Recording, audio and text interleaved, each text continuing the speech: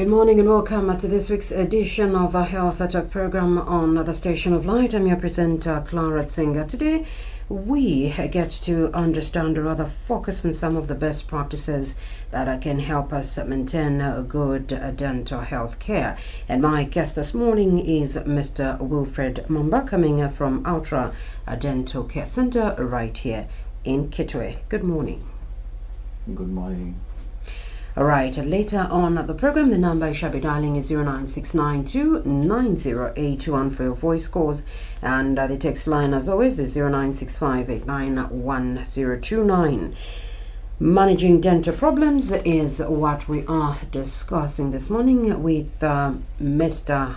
Wilfred, Mwamba, and of course a dentist coming from Ultra Dental Care right here in Kitwe.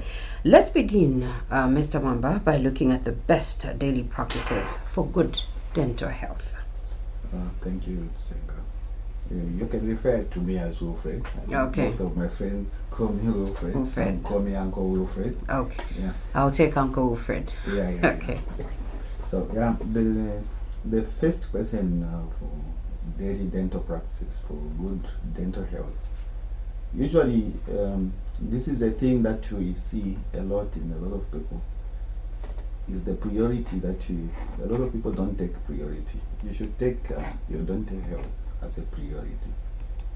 Once you make it a priority, then you should form up routine things that helps you enhance a good dental health.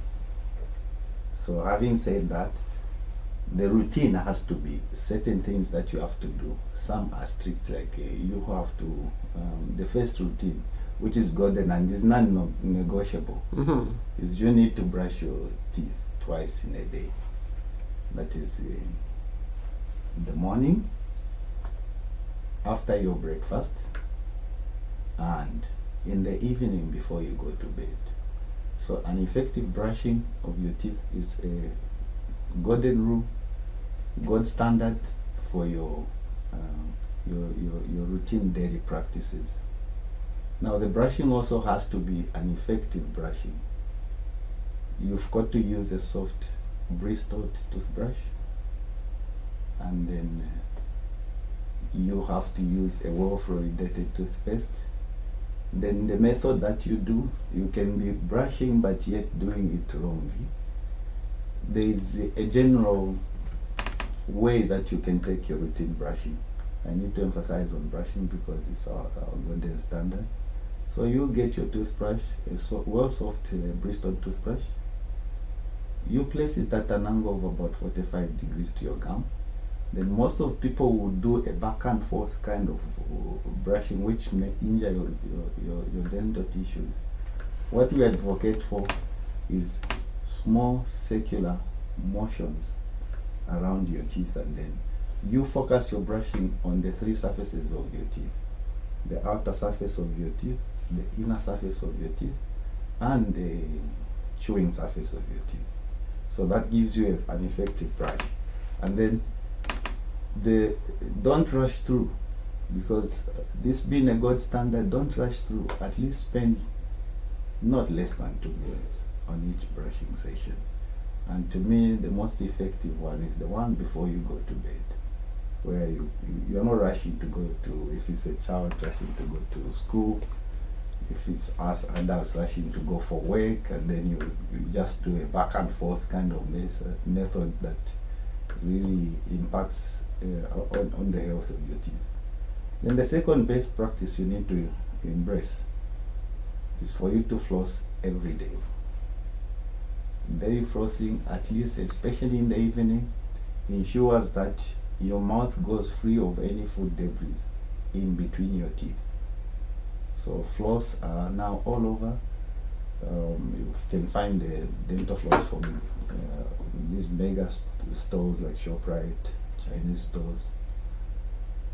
It enhances the cleanness of your teeth in between. And then if you cannot tolerate a floss is just a string that you buy, and then you take a string of about 30 centimeters, you wrap between your fingers, then forming a C shape around your teeth to clean in between. You move back and forth so you can clean your in between effectively, in between your teeth effectively. It is a very good daily practice. If you cannot tolerate a floss, there are other things like I think the floss picks, where they've already put a small length of the floss on a pick, like kind of an instrument which you can use to clean in between. Those ones that have got things like braces, crowns, implants, can also benefit from not just the floss, but there is what we call a water flosser. This helps you clean in between your teeth very effectively. The other thing that you need to embrace is for your daily practices to enhance your hygiene is after you've cleaned your teeth. Now I think we focus more on cleaning your teeth. Okay. There are also surrounding tissues that you need to take care of. Clean your tongue. You can usually use your toothbrush to rub your mouth with the toothbrush, I mean your tongue, from the back to the front, or you can use a specific tongue cleaner. Some toothbrushes will have some ridges at the back which should be used as a tongue cleaner. So you clean your tongue effectively. So we've cleaned our teeth, we've cleaned our tongue. Now we need to focus on also some preventive measures that helps enhance our good oral health on a daily basis. You can invest in a well fluoridated mouth rinse. So your mouth rinse will help freshen your breath, as well as allow the fluoride. It's always encouraged that you get a mouth rinse that has a fluoride in it. You also need to make sure, as part of your routine daily practice, is to guard yourself against the foods that we eat.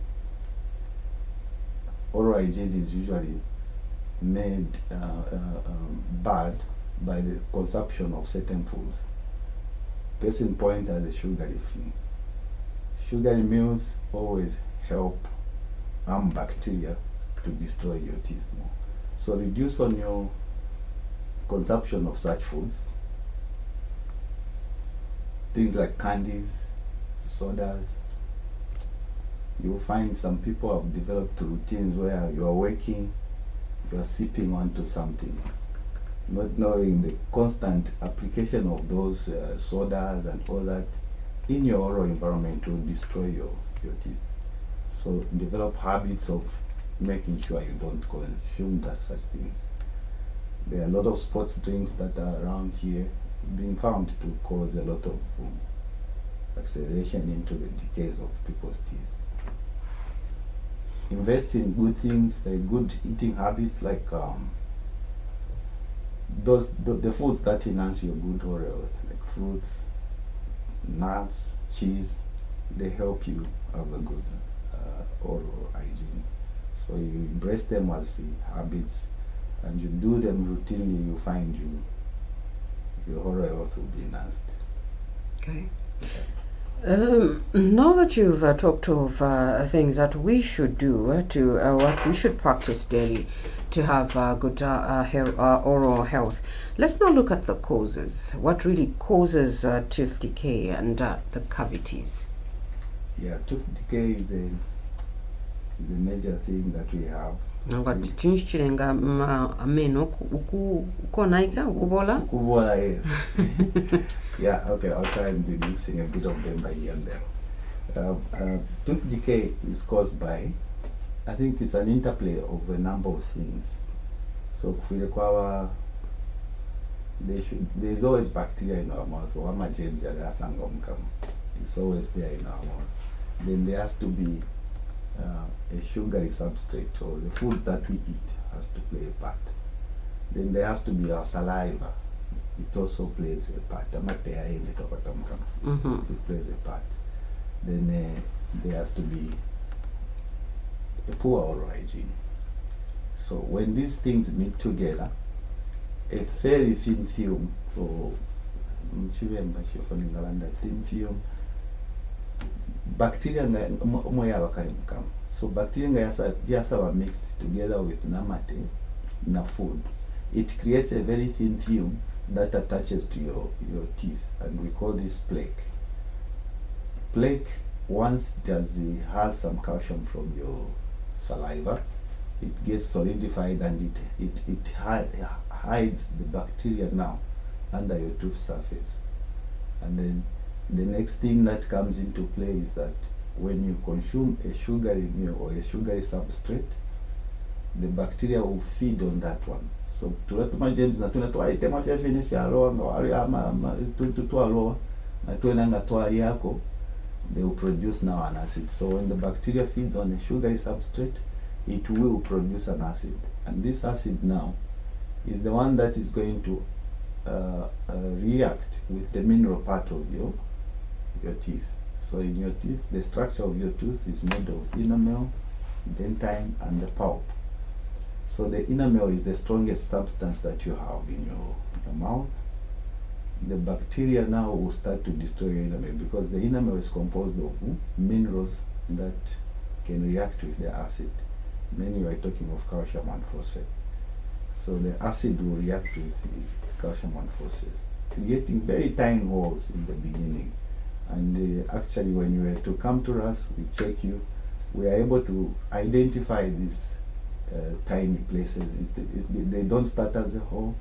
Once the tooth is demineralized as a result of the acid reaction with the metal, it creates a white speckle on your tooth, a whitish patch, which if you do a good oral hygiene, like you're brushing and all that, it can get remineralized and not form decay.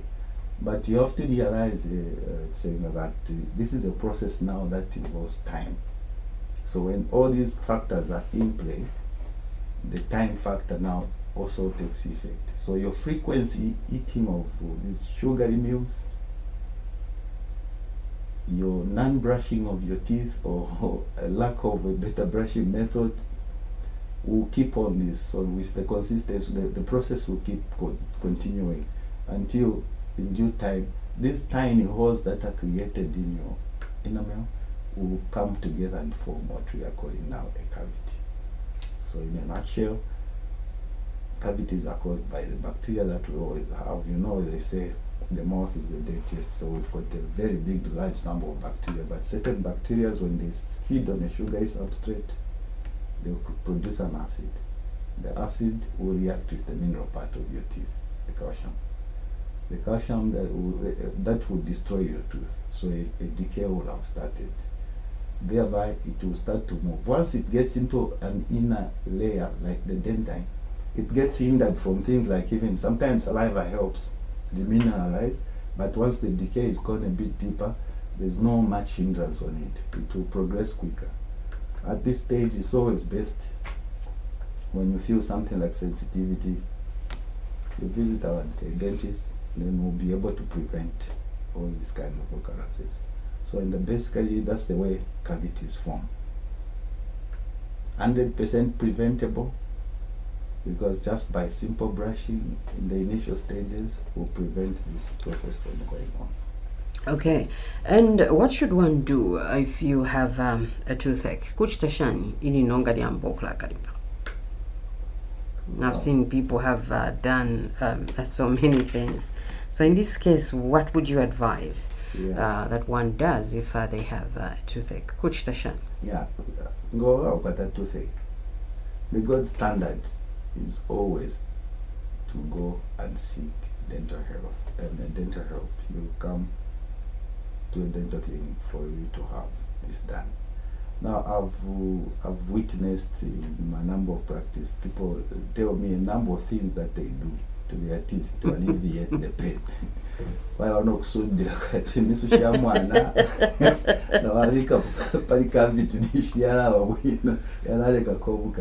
so there are a number of things, but the underlying things that we need to know is, once you have toothache, it is out of a process that it has reached a certain stage. So it always seriously points to the fact that you need to have something done. You may leave it or maybe put something like acid or whatever they do. The problem is still there. The underlying cause may not have been eliminated. So in my first statement, I would have to say that it is very important, once you have toothache, to prioritize to go and visit your dentist so that we know what is happening.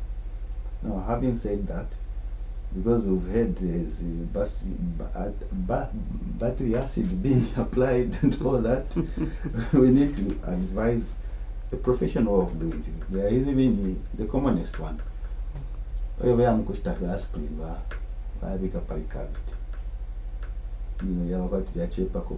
but meanwhile, what will come out of there is that aspirin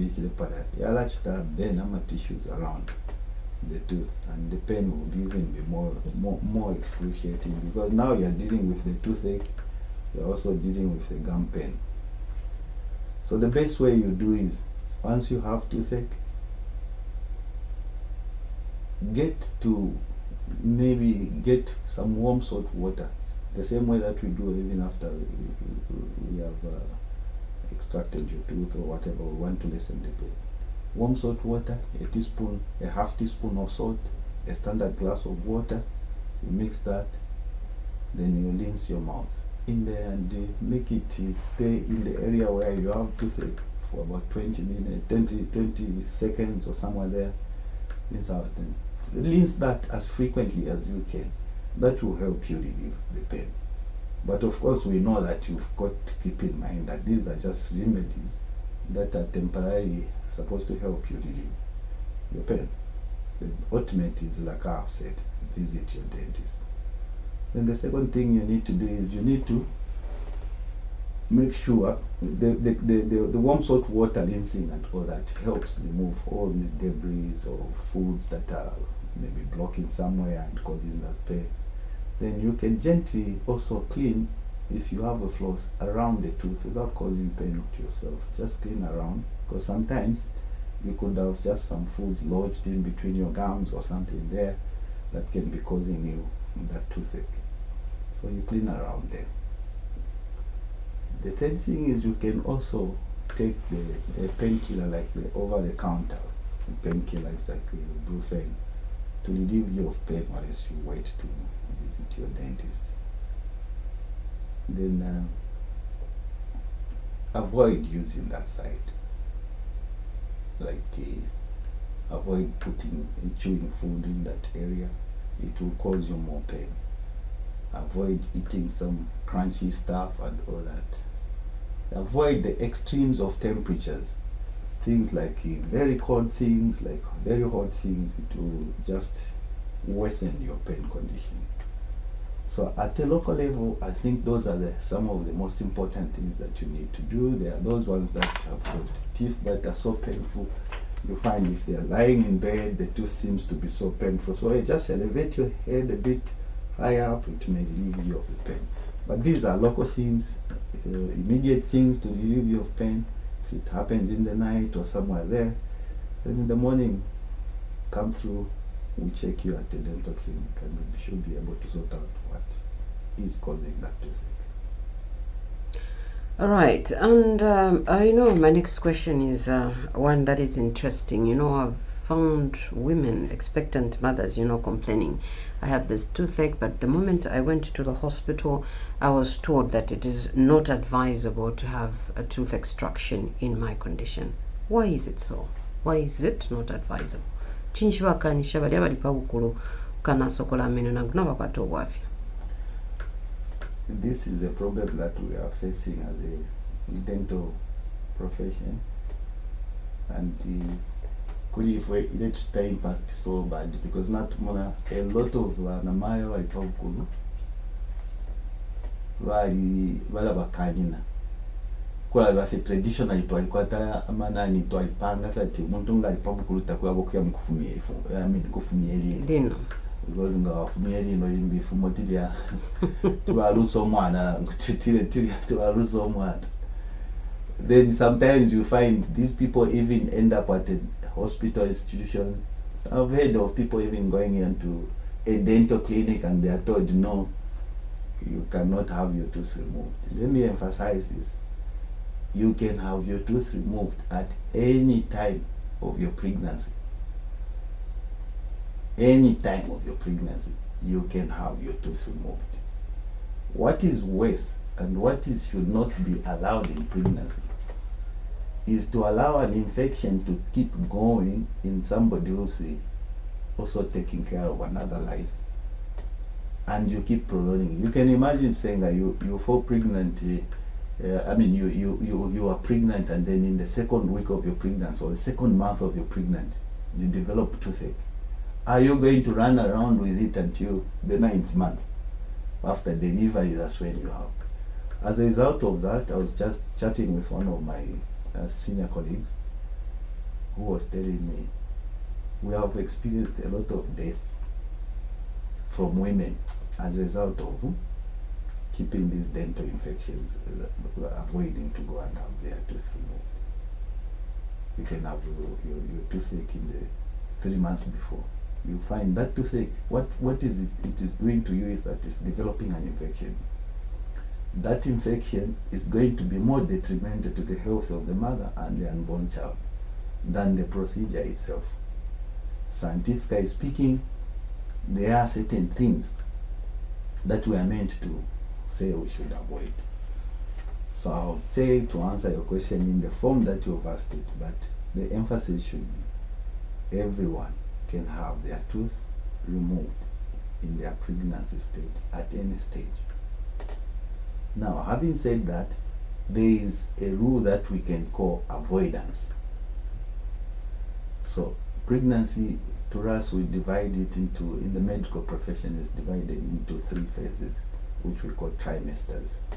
So mweshwa number 1, number 2, number 3, but we start in first trimester. Mweshwa number 2, number 3, number 4, number 4, number 5, number 6, second trimester, never last. So what are we trying to avoid? In the first 3 months, once a woman is pregnant, umwana nishola lepangika. So kulaba okuta avoid not just kufumyeri ino awe. Imiti shonse fi poshalera. Including no kunwafi obwala abana mabambya bamubwala bishwa bikulu. Kufuire wa wachita avoid muri your first 3 months, because ama organs ya mwana ali are important kukumi kwa muntu nishola lepangika. So take men of eka if you want to say. Nomba natwasaisa ku men. Tulanda pweringe ya kusokola elino. Umuti tukwamvya pa kusokola elino, local anesthesia. It has been now studied and scientifically proven that it's got lignocaine has got very little influence or consequences onto the unborn child. What is important is when the patient comes or dental clinic, stress punish sana, and it's not very good a thing to a pregnant woman to be in a stressful condition. So the most important thing is the first trimester we can still remove. The process number 2, the second trimester. This is the period where they say you can do quite a number of things. But to us, we are saying, because we have seen a wrong message has been sent out there, we're trying to dispel that message to say it's wrong to say you cannot have extraction of your tooth once you're pregnant. So having said that, the avoidance is one, the medicine that I talked about, which in the first trimester you want to avoid as much as you can. But if you are in pain, there are certain medicines that we know are safe on the child. You are trying to avoid things like in dental, usually we do x-rays to try and ascertain how bad your tooth is. Dental radiation is very low. Coupled with shielding of the patient, that is the apron, the lid apron that we make them wear, you find is even safe, even for a pregnant woman to have that. So there's no need for you to avoid. The third thing is, in the last parts of their pregnancy, when the pregnancy is quite heavy, dental for a longer time. So here what we do is we avoid to do longer procedures, because because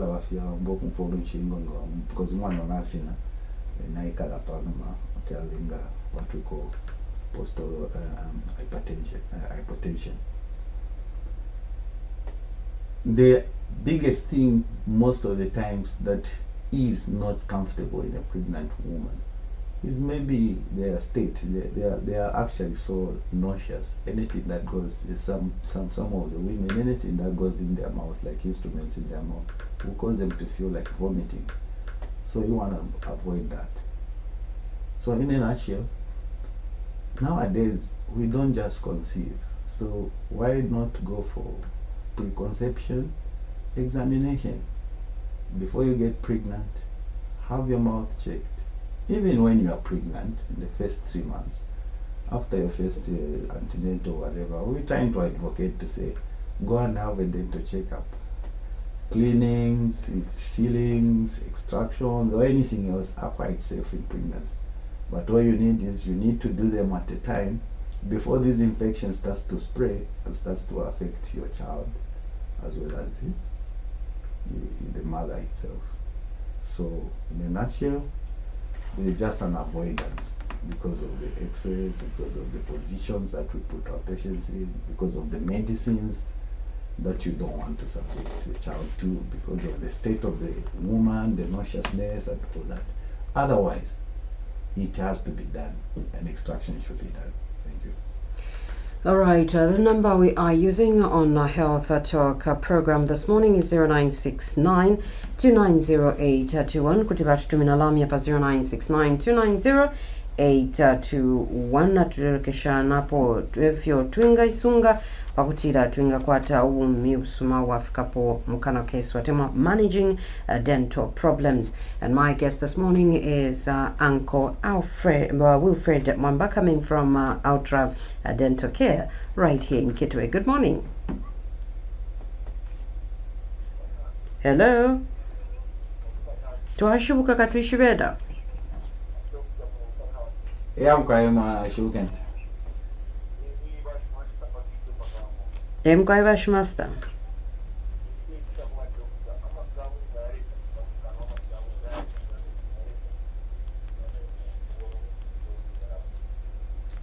Bapuisha.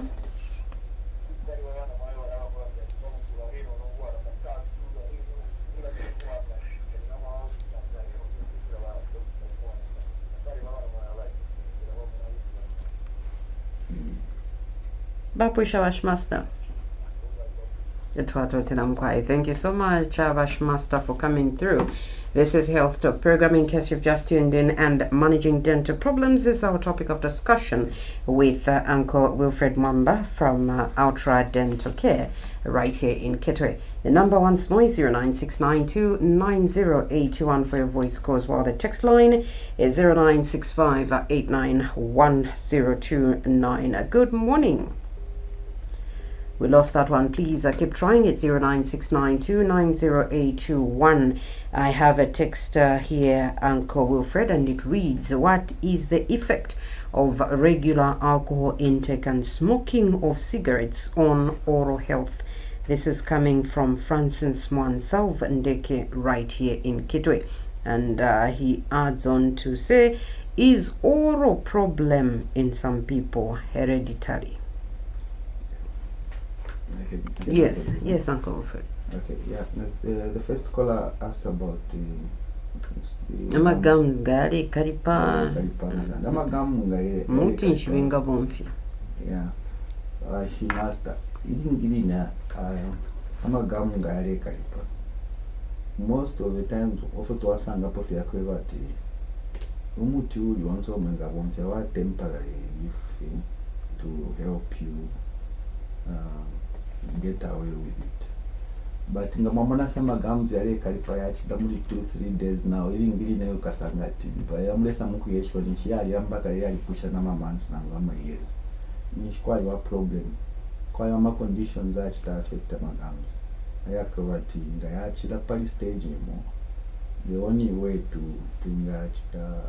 tunga yoni de pelamo is imoku isa ku clinic ku dental clinic ero tuinga kwato kuyamona makushba solution tuinga chita. And then machilanda pali na mayo kunowa if you're natural and po rule yakwebati uwa ma drugs. So so yala chita affect omwana consumption yafuma bwolwo fikali ekintu ekisuma we muntu nga naawe kibatuweefu okuleeta obuumi mu kyalo tawufiirewo lekitayindawuki mu misango kya musango oyo ino. You are not ready to be called a mother. Me, I treasure mothers. They are special to all of us, and the mother who does that is not a good one. So she master kuya from Yolanda na bena wino nabe ngiri mwalimu kula wali mbikuli fefi basendege enye amafya n'ama problem kulanda nabo kubefa kutubayishiba ate cyo bali sendere kintu kikankala and tawafite bali mu bwabanye. What about Francis? Francis wanted to know smoking and alcohol consumption. Yeah, smoking has got a very bad effect on your mouth, in that it affects the health of your gums. Smoking easily helps build up of calculus. Calculus is a substance, a hardened substance onto your tooth surface that adheres to your teeth strongly and harbors a large number of bacteria to it. So it starts now to cause a number of dental conditions. Alcohol consumption usually it affects mainly your gums and all that, but the effect of alcohol may not be so impactful in the first time. But you find when somebody is consuming alcohol so much, they start to neglect certain things in their life, which also impacts in your oral health. Then there are chemicals in your alcohol that can affect your gums and the health of your dental tissues once you are consuming it at a regular basis. All right, and the other question is, he asked Mr. Francis, was oral problems hereditary? Quite a problem ya meno. Quite a problem ya meno. And the emphasis is not really hereditary. What we know is, I'll put it in this way first. What we know is these diseases, most of the diseases that affect our dental health are 100% preventable. The heredity part comes in the way I would say your enamel are formed, or the saliva that is in your system that can be hereditary. But otherwise, even if you may have inherited a weakened formation of your teeth that may not be able to resist decay so well, as well as the saliva that you have, because saliva helps us restore, remineralize the teeth if we're talking about decay and all that. Then the enamel has to resist also because of the structure that you've inherited. But these things are 100% preventable. So you don't want really to focus on the heredity. Focus on the prevention. So I've had a number of patients. They will come, they'll say Chapalukwa, but you find there will be one single one who said, oh, everyone in my family have got dental issues, but me, I don't have. And some of the things that we call heredity comes as a result of the habits that we form. Like I said, in the first question that you asked me, it was about the habits that can help in us oral hygiene. So from a family point of view, we'll find that we do almost similar things. The snacking, the way we do our snacking will be almost similar. The sticky foods that we like, and maybe even the way we take our Coca-Cola or any of these drinks that are around there will be so similar to the point whereby it will affect our oral conditions in a similar way. The number of sugars that we take in our tea and all that kind of thing forms up our general growth as a family and all that. Okay. And are bleeding gums normal? it is not normal to have bleeding gums. Bleeding gums are always a sign that there's something wrong with your system. Now, it may interest you to note that a number of people who stay or live through life noticing this bleeding. As you're brushing your teeth, you spit out, you find there's some traces of blood in it. It is not normal. So you've got to note that it's a problem that starts so slowly, but it gets bigger as you leave it unattended to. So what you should focus on is what is causing the bleeding. So usually bleeding gums will be caused by a number of things in the body, in the mouth. The first thing you'll find is what we call gingivitis. Gingivitis is a simple bleeding of gums that you will notice, say, on brushing your teeth. You occasionally see some traces of blood in whatever you spit out. So this is caused by plaque, like I mentioned earlier on. Plaque is a small buildup of bacteria, the foods that we eat, saliva. It attaches under your gums, slightly under the gums, and along the gum line. At this point, when it is just a simple bleeding like I've described it, you can get rid of it by brushing your teeth effectively and then flossing effectively, and maybe sometimes a dental visit to have your professional clinic that should be able to sort out that bleeding, and you should be able, it's almost instantly after you've attended to it will stop. Now, once you neglect this, it gets to the next stage of bleeding. So that's why you find it may look like normal because of the way it starts and the way it continues, and it will keep on, because if you're not arrested at the first stage, it gets to the next stage now, where this plaque now gets calcified. It gets a lot of calcium from your saliva, and now this comes to build up deep down inside your gum. It makes your gum to recede. It starts to destroy your bone. Now the bleeding starts to be almost like a daily thing, a continuous thing. And sometimes it can start spontaneous, even just eating a crumb of bread, you find this bleeding. It moves from there. It's a condition that we start to call now. We've got all these names that I don't want to use, called periodontitis, but your dentist will tell you have periodontitis. It means you moved from the initial stage, now you are going to a stage which now the bleeding is almost continuous. And it's not just the bleeding that you start to notice, you start to see the gums detaching away from your teeth. It's not only the detachment, the bone will start to be eaten up. The bone that supports the structures of your teeth. Eventually to reach a stage where now these teeth can just be coming out on their own. Now there are also other kinds of bleeding. It's not just this. There are some medical conditions that can predispose you to bleeding of the gums, like hemophilia. There are things like medications that we take, like those that are on hypertension. Sometimes they can take aspirin and all that can predispose your gums also to bleeding. There are also conditions where you may lack your vitamin C. It can also cause you to have your gums to bleed.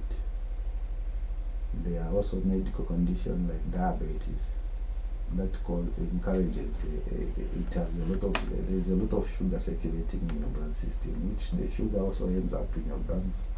It causes your bacteria in the mouth to grow so much, and it can easily cause your gums to bleed. So in a nutshell, whenever you notice bleeding, that does not go after a week or so. It raises a flag for you to go see your dentist and have it checked and sorted it out. Right, you through to Health Talk. Good morning. Hello, good morning. Twashubuka katwishibena. Mkwai.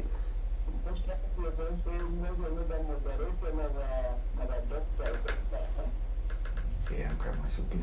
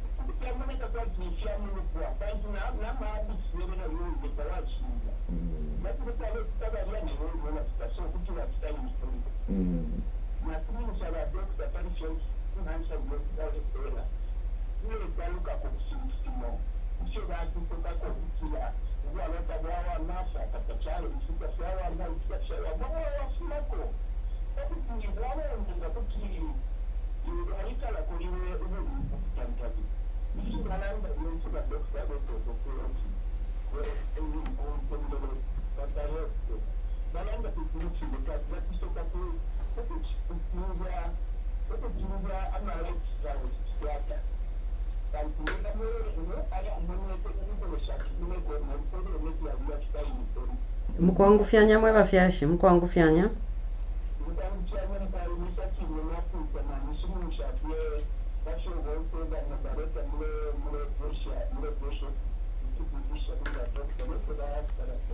ati bani mkwai towatotera mkwai bamatipa weso. Alright, at 09692908-214 your voice calls and the text line is 0965-891029. You're through to Health Talk. Good morning, thank you. Yes, Dr. Mswara. Welcome, Doc. Thank you. Good morning, Doc.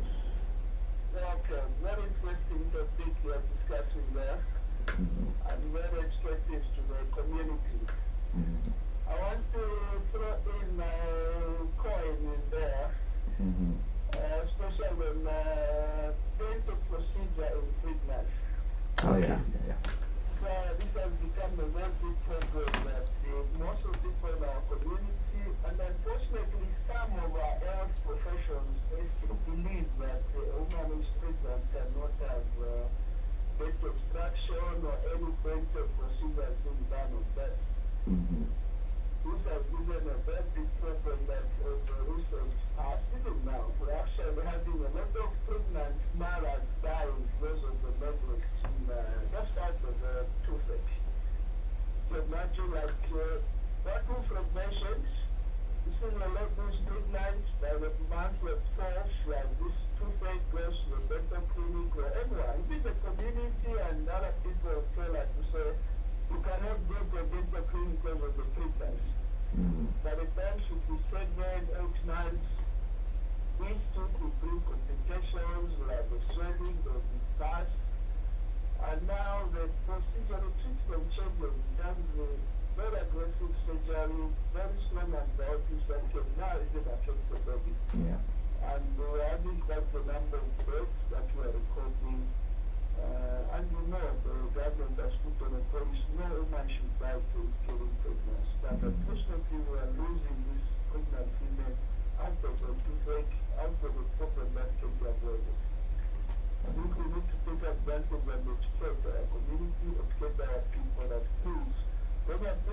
make your dentist your best friend, not avoid them.